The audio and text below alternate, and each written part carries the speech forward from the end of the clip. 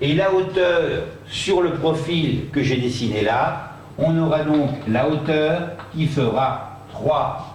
3 en hauteur, 3 en hauteur, 5 en largeur, et 8 sur la moitié, donc 16 sur le total, bien sûr. Alors, c'est les mêmes proportions que nous aurions eues ici sur un seul triangle pour réaliser notamment un bouquet funéraire, une gerbe-main par exemple, etc., etc.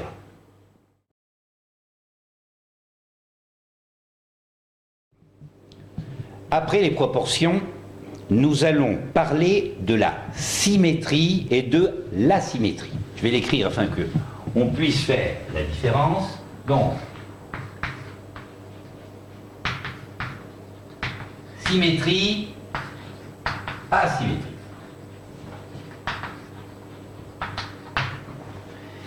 On va trouver la symétrie et l'asymétrie d'abord au départ dans une composition florale lorsqu'on la regarde. C'est-à-dire que l'on va dire la composition elle est symétrique. Qu'est-ce qu'une composition symétrique? Déjà pour commencer, elle est symétrique. On va prendre l'exemple d'une composition éventuellement triangulaire. Ma composition sera symétrique si son axe se trouve ce que l'on appelle le point focal de la composition, l'axe imaginaire où là toutes les lignes sont censées se rencontrer.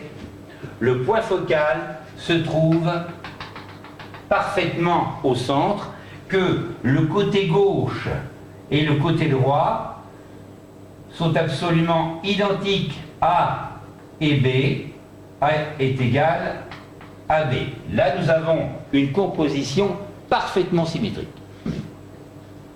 Lorsque nous allons vers une composition asymétrique, à ce moment-là,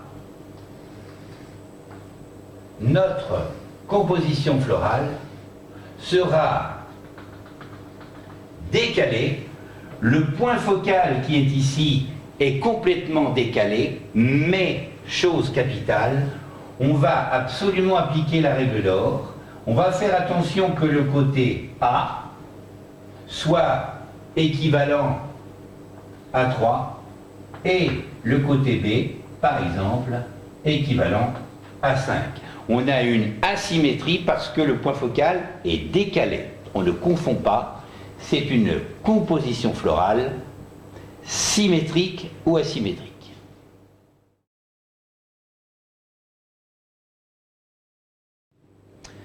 Après l'étude de la symétrie et de l'asymétrie dans la forme, nous allons voir la symétrie et l'asymétrie dans la disposition des végétaux à l'intérieur des formes, donc des compositions florales et des bouquets.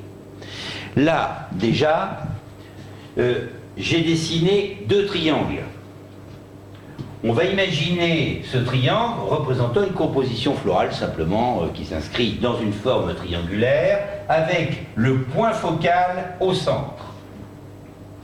Imaginons que on place les végétaux pour obtenir toujours cette forme d'une façon sympathique, un peu à droite, un peu à gauche, etc. Il y a un remplissage qui se fait tout à fait naturel, mais les hauteurs sont différentes. Là, nous allons avoir ce que l'on appelle une disposition asymétrique.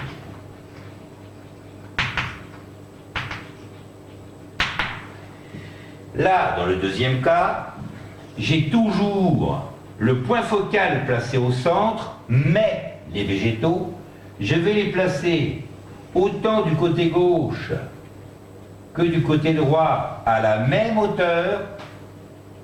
Ils sont absolument symétriques, c'est-à-dire que le côté gauche ressemble au côté droit dans la disposition, dans la couleur, dans la force visuelle de chaque élément. Là, j'ai une disposition symétrique. On voit déjà à l'intérieur de cette forme que nous avons une différence de rendu d'après la disposition des fleurs. On peut trouver également cette nuance à l'intérieur d'une composition ronde, ou voire d'un bouquet, qui s'inscrit dans un cercle. Vu de face, on peut avoir un bouquet qui, lui, on va imaginer son faisceau, il s'inscrit donc dans un cercle, et là, toutes nos fleurs pourraient être placées d'une façon parfaitement symétrique, aussi bien le côté droit et le côté gauche, absolument ressemblant. Alors, on va essayer d'avoir l'axe, 3 à droite, 3 à gauche, et on va continuer ainsi de suite pour avoir une symétrie parfaite. Et là, on dira que nous avons une disposition symétrique. On voit donc que la forme n'a rien à voir avec la disposition.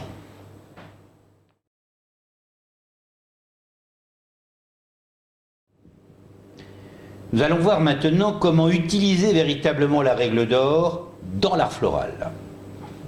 On a vu que la règle d'or était constituée essentiellement de 3 chiffres à la base. 8, 5, 3. Pour travailler, on va vous donner simplement une règle. Utilisez 8 et 5 et on va oublier complètement le 3. Le 3 doit normalement apparaître d'une façon naturelle. Pourquoi? Parce que généralement on va utiliser une multitude de lignes et une multitude de volumes, de forces visuelles différentes dans la même composition florale ou le même bouquet. Donc, je vais vous donner une méthode avec des exemples au départ simples. Nous allons imaginer que nous allons faire un jardin dans un restaurant ou pour simplement un mini-jardin entre 2 banquettes. On pourrait fabriquer également un grand jardin pour mettre entre un salon et une salle à manger par exemple. On va imaginer ce jardin d'une longueur d'environ 2 mètres de long sur 50 cm de large. Et là j'ai un choix à faire de différentes plantes pour réaliser ce jardin avec une expression tout à fait naturelle où à l'intérieur je retrouverai ma règle d'or. Alors, on va imaginer ce jardin vu de profil. Lorsqu'il est vu de profil, on va donc imaginer que ce bac est un bac que notre menuisier aurait fabriqué et dans lequel je veux mettre des végétaux.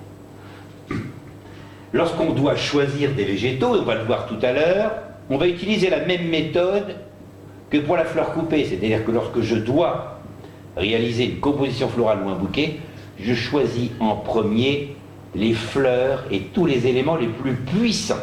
Donc je vais d'abord placer le plus gros ou la plus grosse plante, là dans le cas présent, et généralement, eh bien, on va placer ce produit, les produits les plus gros, souvent à l'extrémité pour donner une impression de volume à ma réalisation.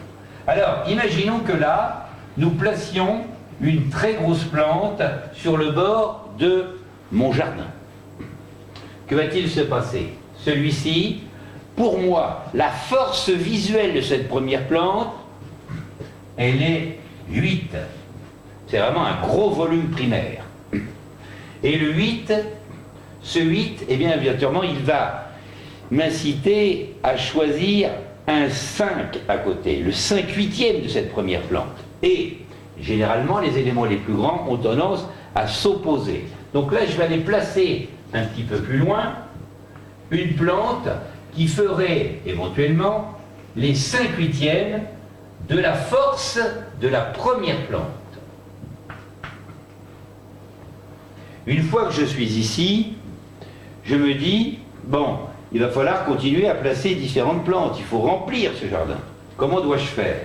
Eh bien, je vais, dans ma tête, oublier le primaire, le premier que j'ai placé, et c'est celui-ci qui va redevenir un nouveau primaire. Donc, dans ma tête, ce 5 devient un 8. Et à partir de ce moment-là, je vais chercher le 5/8e de celui-ci. Et le 5/8e de celui-ci, il fera à peu près cette hauteur-là. Mais je vais le placer où? Eh bien justement en appliquant déjà ici la règle d'or et en disant 5 parties ici, 3 parties ici, je suis le plus proche du plus grand, le plus petit se met à côté du plus grand et pas à côté du moyen. Et là, à ce niveau-là, je vais pouvoir placer ma troisième plante qui, elle, représentera les 5/8 de celle-ci.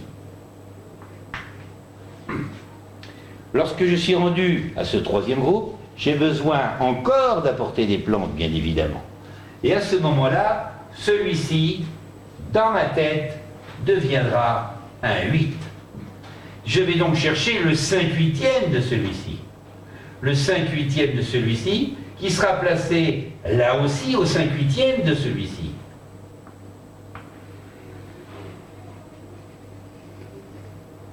Mais celui-ci, dans ma tête, va devenir également un 8.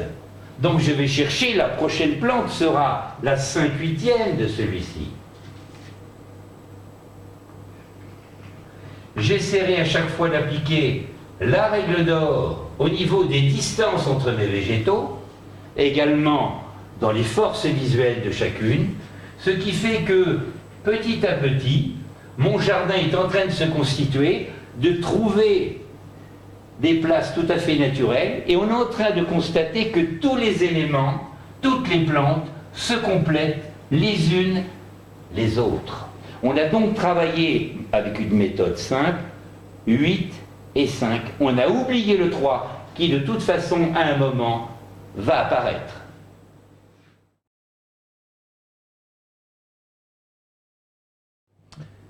Nous allons aborder maintenant les impressions visuelles. On sait que des compositions florales de dimensions absolument identiques peuvent avoir un rendu visuel complètement différent. On va voir que suivant la couleur, suivant la texture, éventuellement, et suivant la forme, suivant l'emplacement de la fleur d'ailleurs, on peut modifier le rendu d'une composition florale. Alors on va voir d'abord les grandes lignes. Il y a 4 points essentiels à voir, notamment la lumière. La lumière, comment on peut la transposer notamment dans une composition florale. On va transposer la lumière notamment par le blanc. Le blanc, lorsqu'il est placé en haut ou en bas de la composition florale, nous aurons un rendu complètement différent. On va imaginer d'abord, là sur 4 compositions de dimensions identiques, une disposition, on va dire, des couleurs déjà différentes. On va placer des couleurs blanches dans cette composition florale, imaginons vers le haut de la composition, et les plus foncées vers le bas. En haut, on peut trouver aussi bien des delphiniums blancs, etc., etc. Et vers le bas, plutôt des gerbes rares rouges, etc., etc., beaucoup plus foncés. Dans la deuxième composition, on va faire l'inverse. On va plutôt mettre des fleurs claires.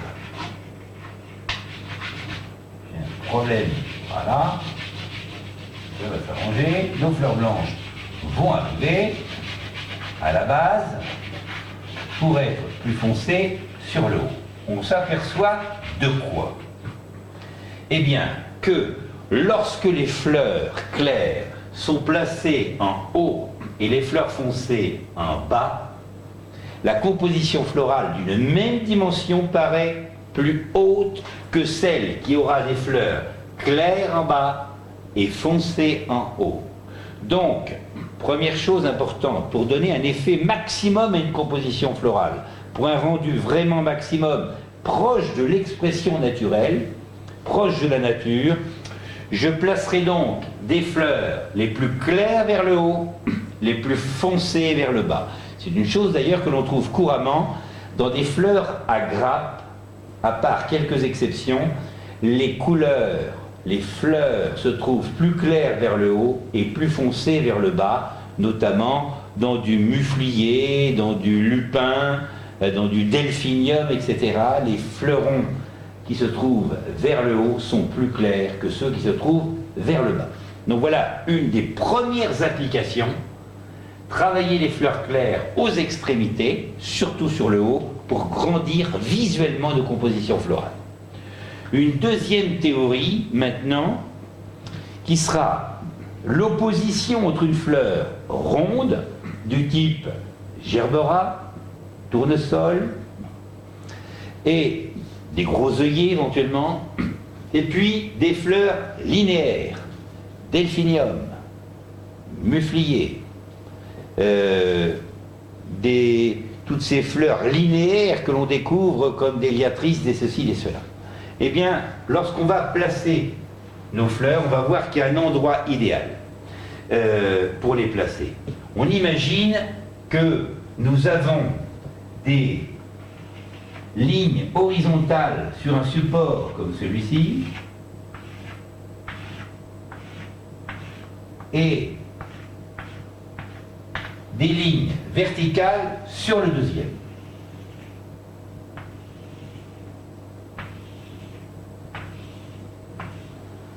Qu'est-ce que nous constatons? On constate la même chose d'ailleurs que sur les vêtements d'un être humain.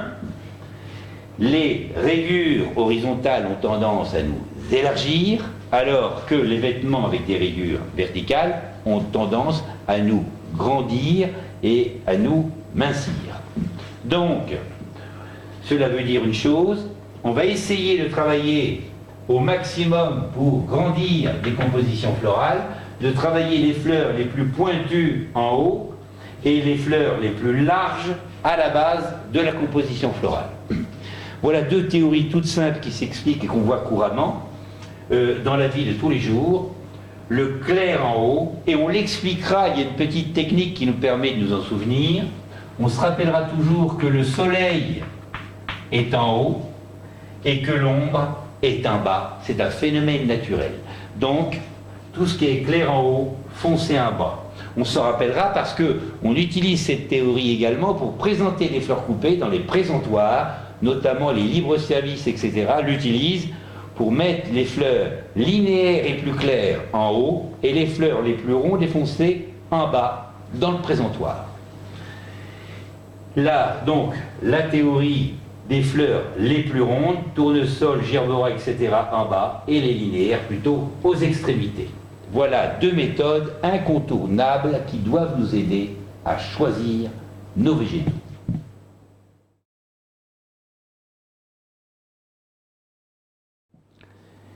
Nous allons parler de la règle d'or qui nous permet de choisir les produits qui vont nous permettre de réaliser un bouquet ou une composition florale.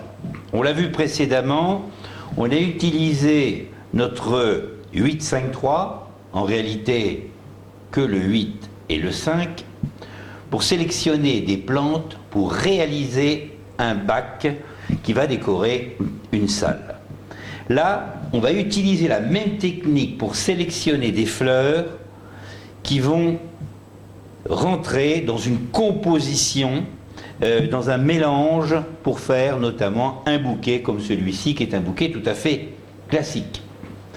Un bouquet qui fait partie notamment de la famille des décoratifs, mais en réalité qui est un bouquet romantique.